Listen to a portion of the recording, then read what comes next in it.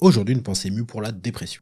Yes, une pensée émue pour la dépression en pleine crise du Covid, où le trois quarts de la population est sous anxiolytique et ou antidépresseur. Alors déjà, petit conseil qui peut sauver des vies par rapport à ces types de médicaments, ne buvez pas de jus de pamplemousse. Sérieusement, sur la plupart des notices, il est déconseillé de consommer de l'alcool et autres drogues, avec certains anxiolytiques ou antidépresseurs évidemment, mais aussi le jus de pamplemousse. Alors vous allez me demander d'expliquer pourquoi et je vous répondrai que 1.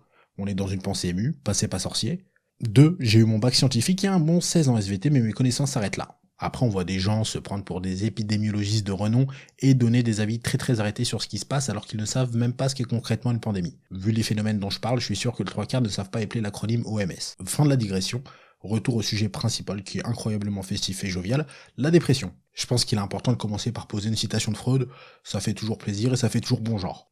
Et Freud a dit à propos des dépressions, je cite, les dépressions c'est nul, voire très nul, il faut éviter d'en faire. Bon, ok, il a jamais dit ça, et cette blague peut avoir l'air totalement gratuite et très nulle, mais pas du tout. Enfin, si elle est nulle, mais elle sert à quelque chose. Parce qu'elle emmène sur la première idée assez toxique quand on parle de dépression, et qui est que souvent, les personnes qui souffrent de dépression, c'est essentiellement de leur faute.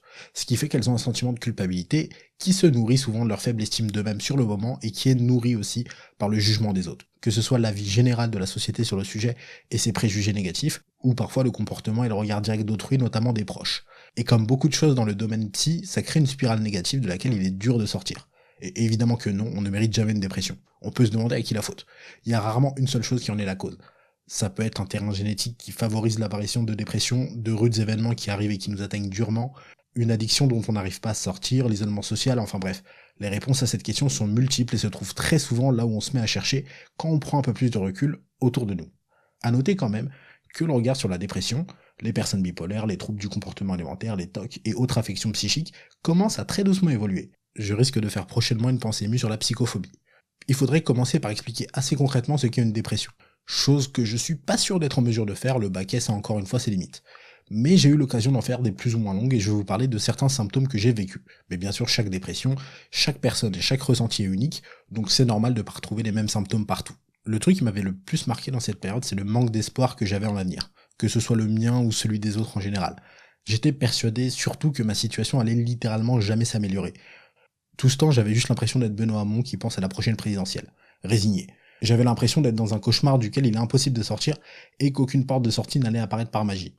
J'étais juste là, coincé, à essayer de courir sans réussir à avancer pour échapper à tous les monstres qui me poursuivaient.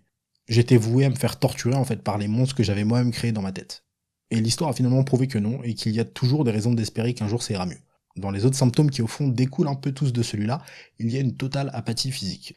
Je voulais plus parler à personne, je voulais pas sortir de la chambre d'hôpital, je voulais même pas marcher juste 5 minutes pour prendre l'air, ou me doucher, ou aller manger avec les autres personnes hospitalisées. Et je voulais juste rester seul et pourrir dans mon coin. Mais j'ai eu la chance d'avoir une famille qui venait me voir tous les jours, et qui au bout d'un moment m'obligeait littéralement à marcher juste quelques minutes. Et ça peut paraître un peu étrange, mais après 2 mois de traitement sans aucune amélioration, le fait de marcher un peu, de bouger, de relancer entre guillemets mon corps m'a permis de débloquer quelque chose dans ma tête. Ça a été très lent et très progressif, mais en allant de l'avant physiquement, petit à petit je suis allé de l'avant mentalement. Et c'est quelque chose qu'on m'a confirmé plus tard, l'inertie physique entretient l'inertie mentale. Et je parle pas d'aller taper un footing d'1 heure tous les jours, mais ça peut commencer par un peu de marche devant chez soi, juste pendant quelques minutes. J'invite tout le monde à le faire dans ce genre de cas, mais j'ai conscience aussi que c'est un effort colossal, d'autant plus quand on n'a personne pour nous accompagner et insister sur ce point. Et voilà aussi un point sur lequel je veux insister et je dois insister, ne restez pas seul dans votre dépression, dans vos souffrances et dans vos combats. Oui, vous vous sentez peut-être coupable de ce qui vous arrive quand on parle de dépression, mais la vérité c'est que c'est jamais vraiment de votre faute. Et quand bien même ça le serait, des proches bienveillants sont des proches qui sont là pour vous, que ce soit de votre faute ou pas. Donc n'hésitez pas à leur demander de l'aide, à demander de l'aide à des personnes compétentes d'un point de vue social ou médical si vous vous sentez embourbé dans cette situation. Plus tôt on agit, moins on a à faire. Et malheureusement, j'ai aussi vu des personnes n'avoir aucune aide de leurs proches alors qu'ils l'ont demandé à plusieurs reprises.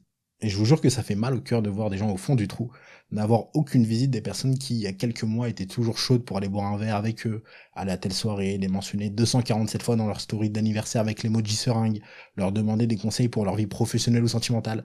Et c'est quelque chose qui arrive très régulièrement en cas de dépression, alors que c'est un moment critique et charnière dans une vie. Et ce manque de soutien, voire ces disparitions soudaines, que certaines personnes en pleine dépression expérimentent, tout ce qu'elles entretiennent en eux, c'est l'idée que, du coup, ça ne vaut pas le coup de les aider parce qu'au fond, ils ou elles ne valent rien.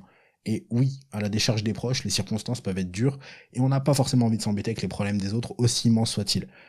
Mais même d'un point de vue égoïste, la meilleure solution, ça reste de ne pas disparaître et de soutenir la personne concernée. Parce que même si t'es égoïste ou intéressé que par les bons moments ou quand ça se passe bien, si t'as vécu de très bons moments avec cette personne et que tu veux juste que ça se reproduise, il va falloir l'aider à aller mieux pour que ce passé si agréable devienne un futur probable.